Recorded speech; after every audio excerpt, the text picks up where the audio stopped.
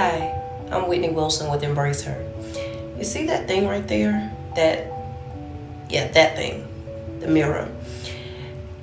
There was a time in my life where I couldn't stand looking in a mirror. I couldn't stand walking past a mirror. I would avoid it at all costs because of what I saw whenever I looked inside of it. There was only one time when I faced the little girl in the mirror, and that was one night before bed.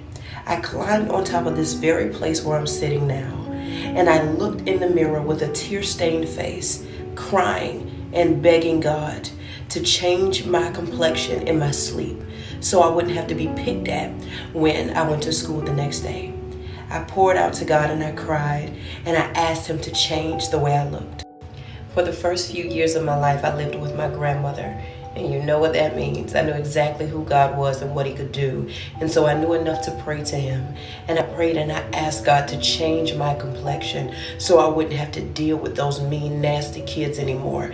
And I would go to bed and I'd lay down and I'd pray on my way to sleep, God, please make me lighter. And the next morning when I would awake, I wouldn't even look at my hands or anything in front of me to see if I was still the same color. I would feel my way to the bathroom, literally. And I would jump back up on the same place, and I would count to 3, and I would open my eyes to see if God answered my prayer.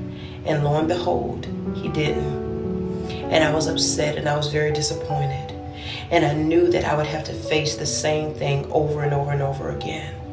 It's funny that the main thing that I asked God to change is the thing that He gave me to bring change. You have a good day.